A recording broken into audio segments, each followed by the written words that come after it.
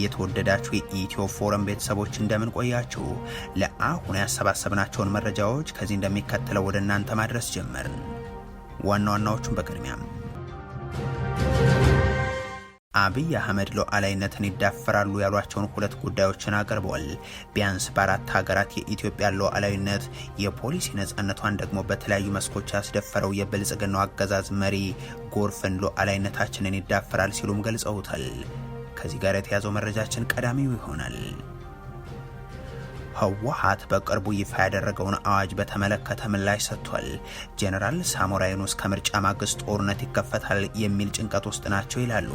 ከአዲስ አበባ ስለ ትግራይ እንታገላለን የሚሉ የትግራይ ልሂቃን የሚያቀርቡት ክስም እንደቀጠለ ነው። ሰሙታላችሁ። ይህ በእንዲህ እንዳለ ቲዲኤፍ ወታደራዊ ምልመላ እያደረገ ስለመሆኑ ገልጿል። ቢቢሲ በክልሉ ያለውን ይህን ወታደራዊ አፈሳና የፈጠረውን ስጋት በተመለከተም ዝርዝር ሪፖርት አውጥቷል። ወደ እናንተ ይደርሳል። በተባበሩት መንግስታት ሻዕቢያ የፈጸመው ሰብአዊ መብት ጥሰትን በተመለከተ ሪፖርት ወጥቷል። የአስመራው መንግስትን በጉዳዩ ላይ ምላሽ ሰጥቷል። ይህንንም ይዘናል። የአሜሪካው ፕሬዝዳንት ዶናልድ ትራምፕ የእስራኤሉ ጠቅላይ ሚኒስትር ቤንያሚን ኔታንያሁን በተመለከተ ያደረጉት ንግግር እያነጋገረ ነው። አሜሪካ ባትኖር እስራኤል የምትባል ሀገር አትኖርም ነበር ብሏል ፕሬዝዳንቱ። ሌላኛው መረጃችን ነው። ሶማሌላንድ በእስራኤል እውቅና ከተሰጣት በኋላ በኢየሩሳሌም ኤምባሲዋን ከፈተች። የተወደዳችሁ የኢትዮ ፎረም ቤተሰቦች አብራችሁን ስትቆዩ እነዚህን እና ሌሎችንም መረጃዎችን ሰማላችሁ። ሰናይ ቆይታ ይሆንላችሁ። አብይ አህመድ ሉዓላዊነት ይደፈራል ያሉባቸውን ሁለት ጉዳዮች አቅርበዋል።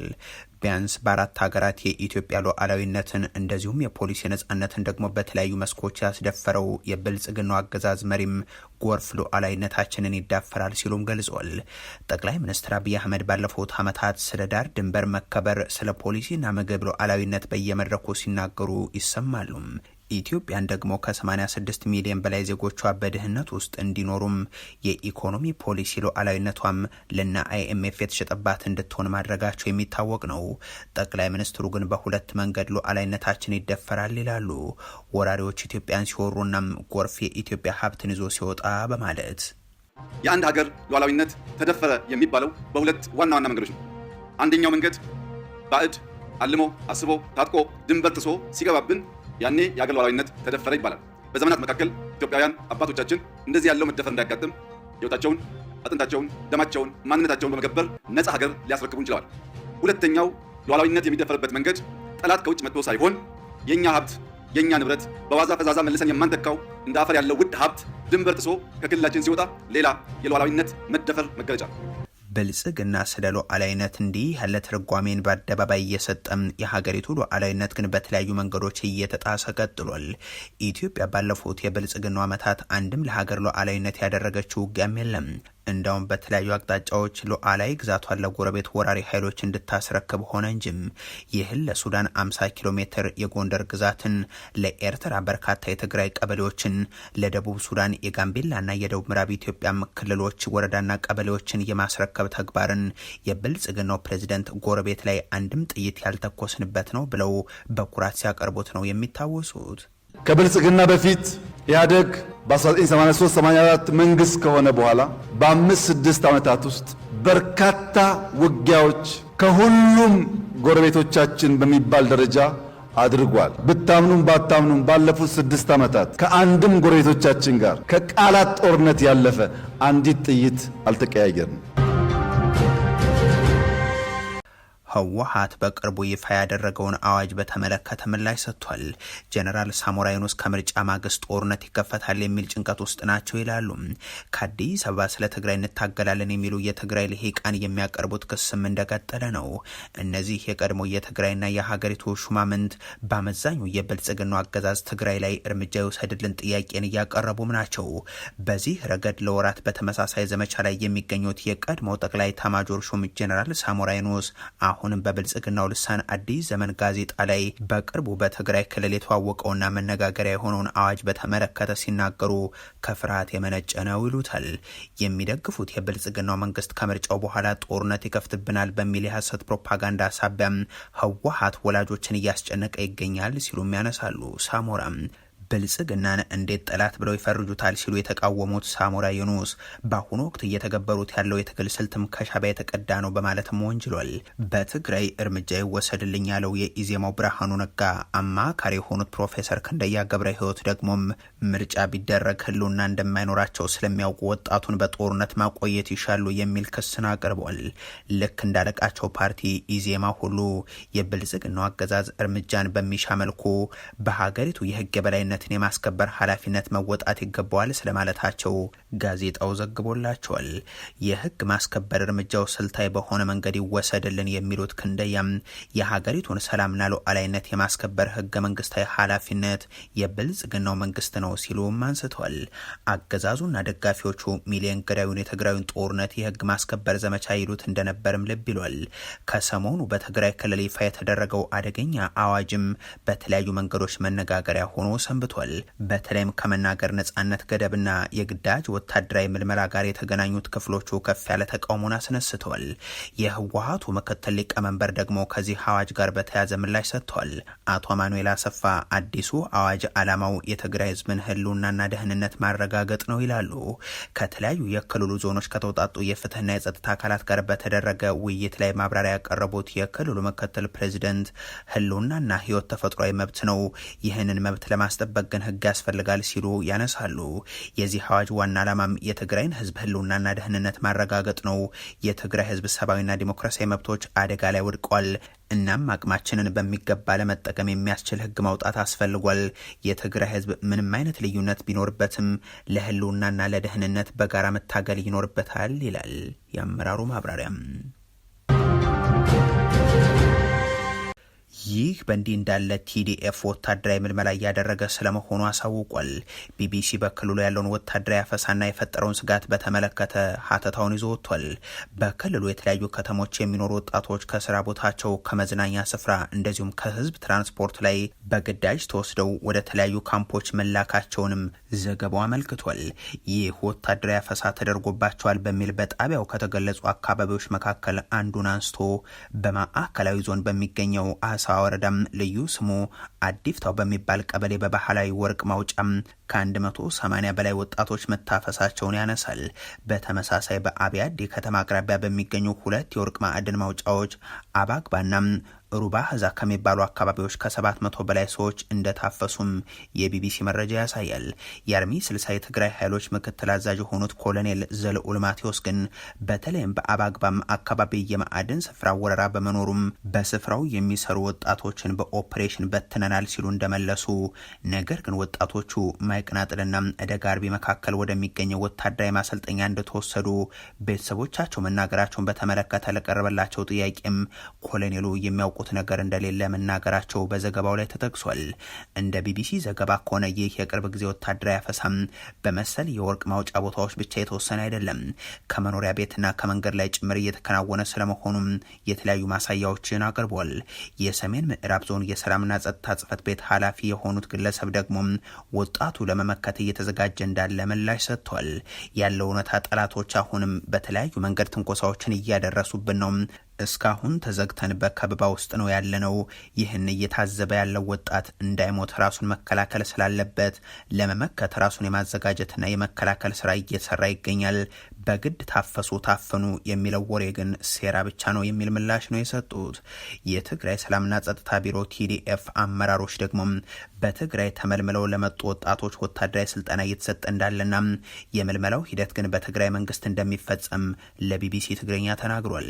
በጉዳዩ ላይ ምላሽ እንዲሰጡ የትግራይ ሰላምና ጸጥታ ቢሮ ኃላፊ የሆኑትን ጀነራል ፍሳ ኪዳኑ ፍሳ ማንጁስን ጥያቄ አቅርቦላቸው እንደነበር የጠቆመው ዘገባው የጽህፈት ቤቱ ኃላፊ አቶ መብራቱ ኃይሉም በጀነራሉ ፋንታ ምላሽ መስጠታቸውን አንስቷል።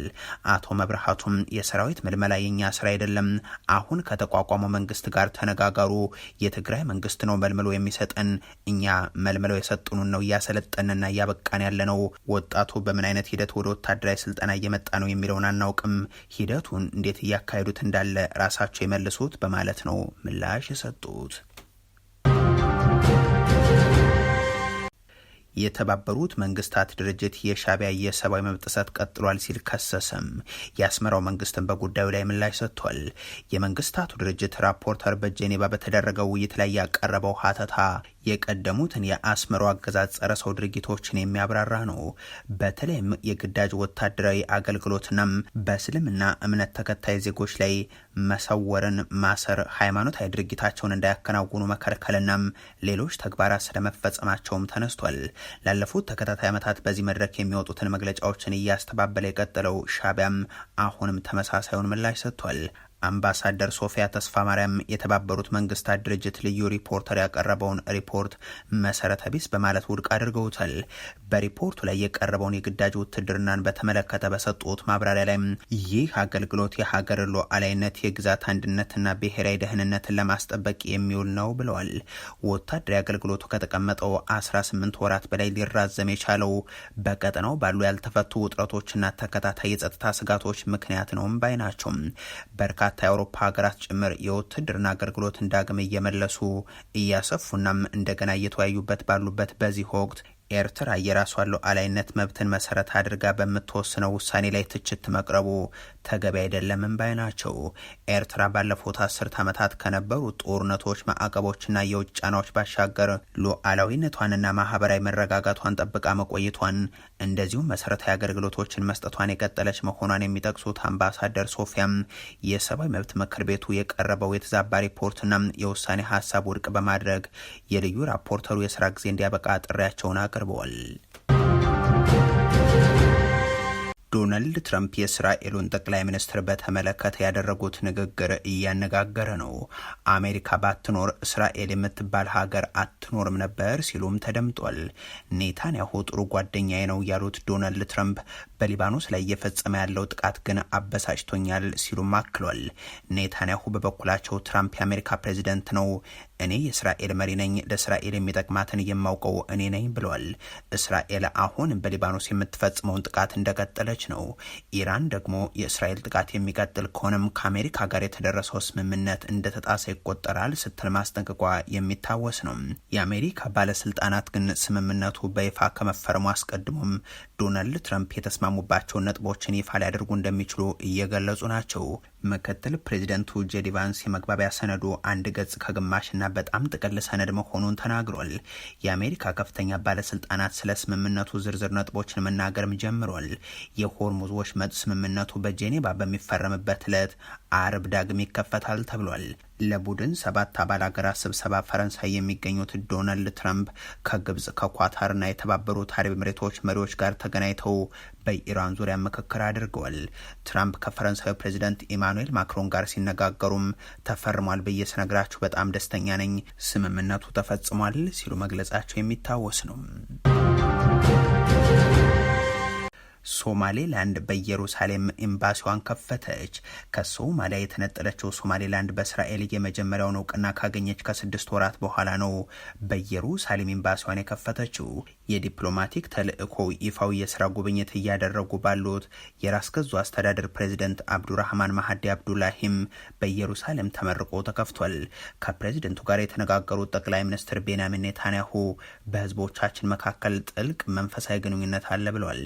ይሁን እንጂ ሶማሌላንድን የግዛቷ አካል አድርጋ የምትመለከተው ሶማሊያ ሞቃዲሾም በሰሜን ሶማሊያ ከተገንጣይ አስተዳደር ጋር የሚደረግ ግንኙነት ሉዓላዊነትን እንደመጣስ ይታያል ብላለች። ባሳለፍነው ታህሳስ እስራኤል ለሶማሌላንድ እውቅና መስጠቷም አወዛጋቢ ነበርም። ቻይና፣ ቱርክ፣ ሳውዲ አረቢያና የአፍሪካ ህብረትን ጨምሮም በርካታ ሀገራትና ድርጅቶችም እውቅናውን ተችተውታል። ይሁን እንጂ ከዛ በኋላም እስራኤልና ሶማሌላንድ ግንኙነታቸውን እያጠናከሩ ይገኛሉ። ሶማሌላንድ አብዛኞቹ የውጭ ሀገራት ኤምባሲዎች ካሉበት ከቴል አቪቭ ይልቅ የዲፕሎማቲክ ተልእኮዋን በኢየሩሳሌም ለመክፈት መወሰኗም በጠቅላይ ሚኒስትር ኔታንያሁ ተወድሷል። እስራኤል እንደ ፈረንጆቹ አቆጣጠር በ1967 የመካከለኛው ምስራቅ ጦርነት ወቅት ነበር ምስራቅ ኢየሩሳሌምን የያዘችው። አካባቢውን በ1980 ገንጥላ የወሰደች ሲሆን ይህ እርምጃ በዓለም አቀፉ ማህበረሰብ ድጋፍ ያላገኘ ነው። እስራኤል አሁንም የኢየሩሳሌም አካባቢን ዘላለማዊና ያልተከፋፈለ ዋና ከተማ አድርጋም ታያለች። ፍልስጤማውያን የምስራቅ ኢየሩሳሌም ወደፊት ለመመስረት ተስፋ ላላቸው ሀገራቸው ዋና ከተማቸው እንዲሆን ይሻሉ። የተወደዳችሁ የኢትዮ ፎረም ቤተሰቦች ለአሁን ያሰባሰብናቸው መረጃዎች ይህንን ይመስሉ ነበር። አበቃን።